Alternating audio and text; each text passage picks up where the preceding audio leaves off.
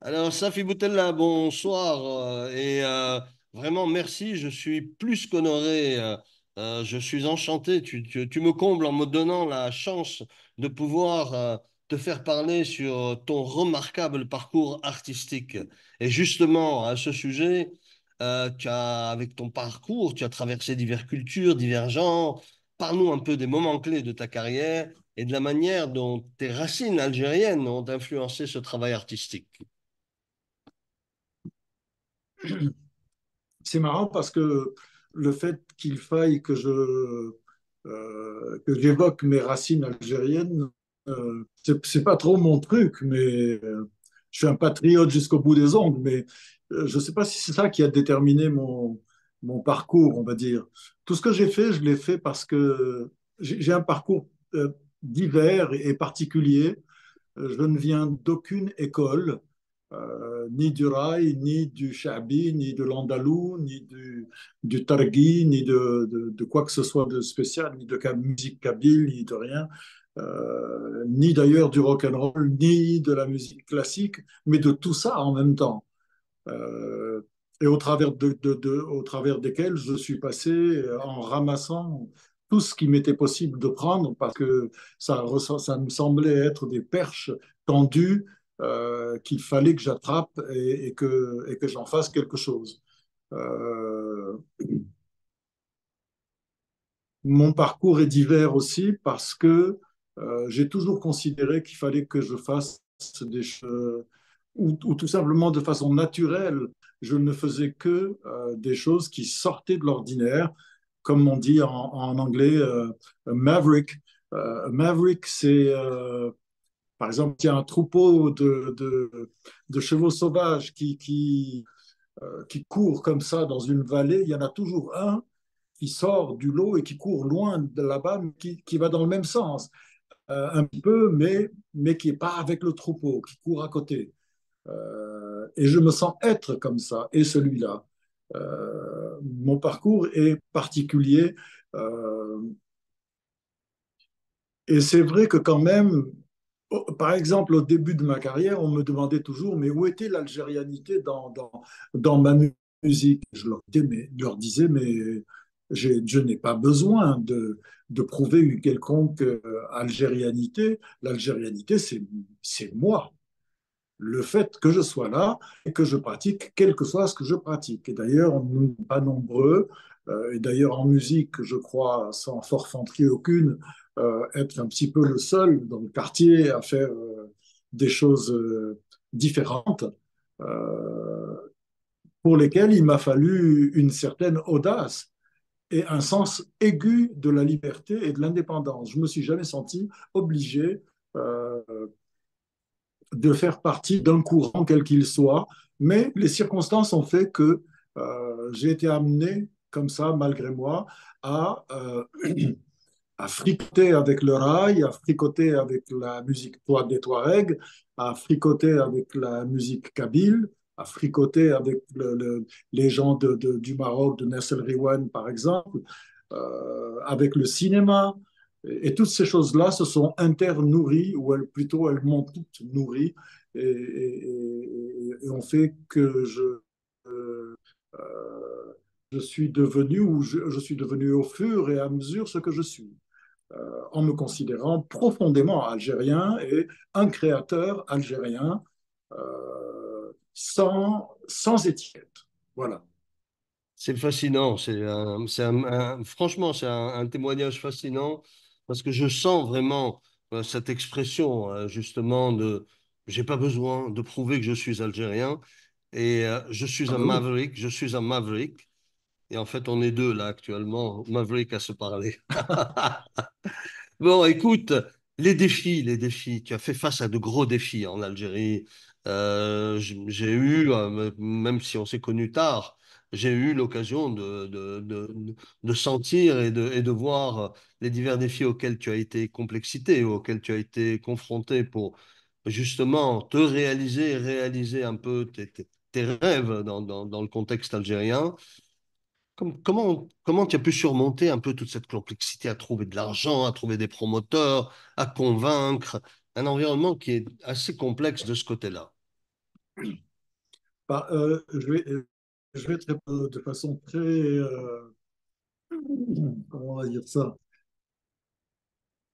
présomptueuse peut-être, ou prétentieuse, mais moi, je suis un warrior, d'accord? C'est pas compliqué. Moi, la vie, pour moi, c'est se battre. Il n'y a pas eu ça. Alors on va dire ça encore, ça va être encore prétentieux, mais ça fait 45 ans, donc 4 décennies et demie, que j'œuvre de façon professionnelle. Et il n'y a pas eu, ou je n'ai pas eu un seul projet pour lequel les choses se sont passées facilement, ou pratiquement, oui, peut-être un ou deux, mais la plupart des projets se sont passés avec beaucoup, beaucoup, beaucoup de bagarres, autant avec l'État qu'avec les privés. Mais j'ai été tant sollicité par les uns que par les autres. Je crois que si je suis d'abord fils de militaire et d'officier supérieur qui a fait plusieurs guerres, dont la dernière, la nôtre, de libération nationale. Donc j'ai un sens aigu de la discipline et j'ai étudié chez les jésuites. Donc il n'y a pas mieux pour Oui. il y a, il y a pas mieux pour fabriquer non pas quelqu'un de carré, de rigide, de truc, mais en tout cas quand il rentre dans un projet, va aller jusqu'au bout. Donc il y a cette espèce d'audace, il y a cette espèce de volonté indéfectible et au-dessus, j'ai rajouté aussi le bon goût, parce que c'est très important, avoir du goût. Il n'y a rien que j'entreprenne dans lequel je ne m'investis pas totalement en me disant, il faut que ce soit beau. Cela doit être beau. Je dois être bon et offrir du beau. Parce que nos métiers consistent en quoi, à part donner, donner du bon bois à écouter, à déguster, à regarder, etc., à lire. Euh, et puis mon père m'avait dit aussi une chose très, très, très déterminante quand j'avais, je ne sais pas, moi, 18, 19 ans. Il m'avait dit, si tu ne crées rien, tu n'es rien. Mon militaire de père m'avait dit ça. Et c'est resté comme une injonction terrible, incroyable, terrible dans le sens, au sens positif, hein, comme un moteur.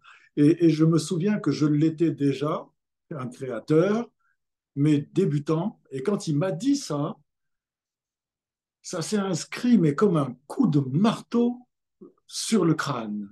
C'est-à-dire qu'il n'y a pas un jour qui se passe sans que je me dise, est-ce que tu fais quelque chose aujourd'hui? Est-ce que tu as créé quelque chose aujourd'hui? Est-ce que tu as fait aujourd'hui est bon et de qualité ou non? Demain, tu dois faire ça. Après-demain, tu dois faire ça. Et à chaque fois, je me dis et je dis aux gens, en réalité, si je me définis, ça donnerait un mec qui prend des cailloux, qui les balance loin, qui leur court après, qui les ramasse et qui les rebalance plus loin. Ma vie ne doit être déterminée que par la définition, et le choix et la définition de projets et de projets qui est de la gueule, pour le dire comme ça. Et en même temps, je n'oublie jamais mon pays, c'est-à-dire qu'à chaque fois, euh, intervient l'idée que de toute façon, ce sera aussi bon pour mon pays, pour notre jeunesse, qui est une préoccupation première chez moi et primordiale. C'est justement cet héritage, cet héritage que tu vas transmettre à la jeunesse qui est effectivement déterminant. Alors, si tu ne crées rien, tu n'es rien, c'est fabuleux, mais et franchement, il t'a mis plus que le pied à l'étrier, il t'a attaché à la selle. Tu ne peux plus Oui, oui, échapper à oui. ça, hein. Il t'a complètement attaché. Non, mais j'ai bien dit, J'aime beaucoup. c'est une injonction. C'est une injonction, Oui. c'est fabuleux. Alors, Alors que euh, quand j'ai voulu être, alors que quand j'ai voulu être musicien professionnel, là, du coup, ça l'a beaucoup emmerdé. Parce qu'il aurait, parce qu'il aurait préféré que je fasse autre chose, quoi. Mais bon. bon. Alors, dis-moi, Safi, maintenant, pour parler de l'héritage culturel algérien, puisque je sens encore toujours ce nationalisme, pas ce nationalisme, ce patriotisme profondément ancré. Patriotisme, nuance. J'ai corrigé. Et je suis J'entends bien. profondément antinationaliste, profondément Bah patriotiste. oui, mais bien sûr. Quel rôle les artistes comme vous?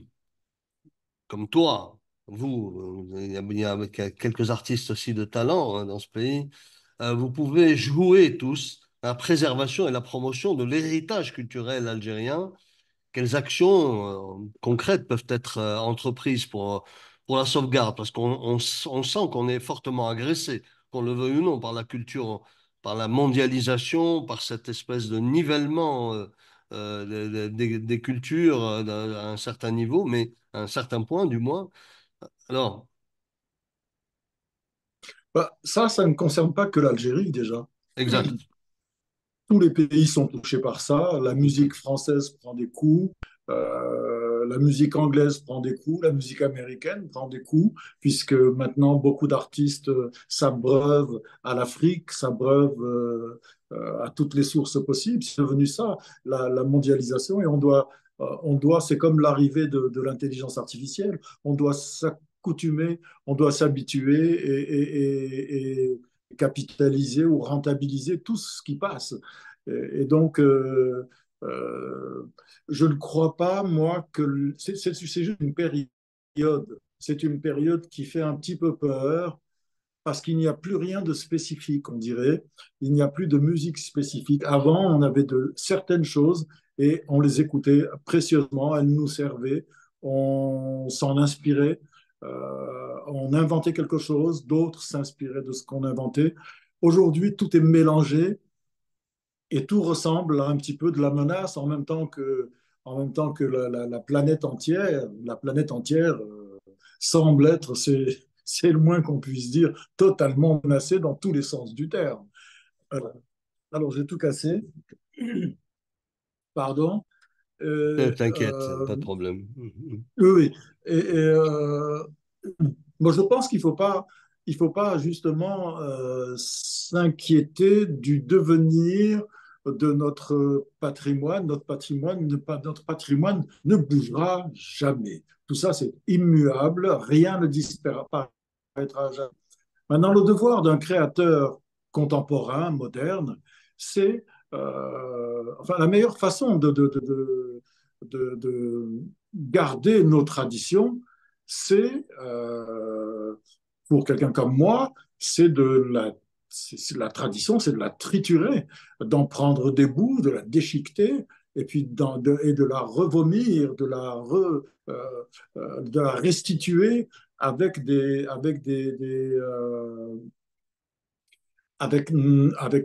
en ce qui me concerne, avec ma vision, ma façon de le ressentir. Quand je travaille les Touaregs, je ne filme pas les Touaregs, je ne les enregistre pas, point.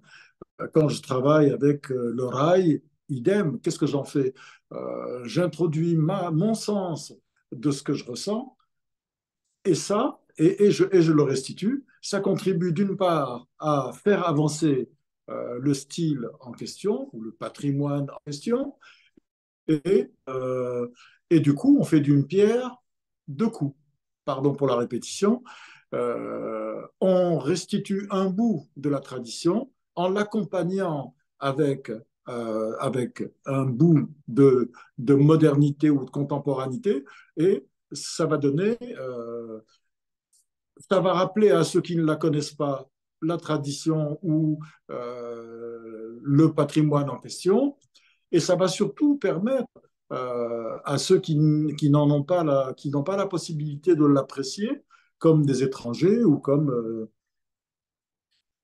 des gens même de chez nous, écoutant un patrimoine d'une autre région, ça les aide parce que je leur mets les ingrédients qu'il faut pour qu'ils puissent euh, la consommer et l'apprécier du coup.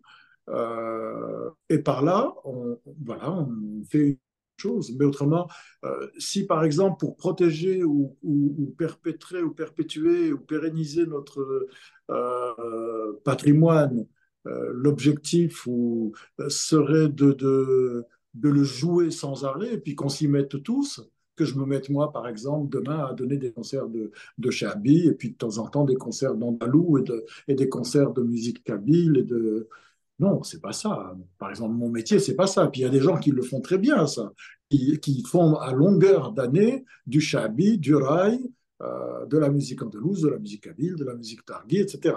Et puis, il y a Hmm. les fouteurs de merde, pardon de m'appeler comme ça, mais voilà qui font ce que moi je fais. C'est-à-dire qui grattent dans tous les sens et qui remuent un petit peu, et du coup, remuer tout ça, ça signifie garder en vie, maintenir en vie, lancer en perspective. Ça doit être vivant tout ça doit être rock'n'roll, voilà. Ouais, j'aime cette image rock'n'roll.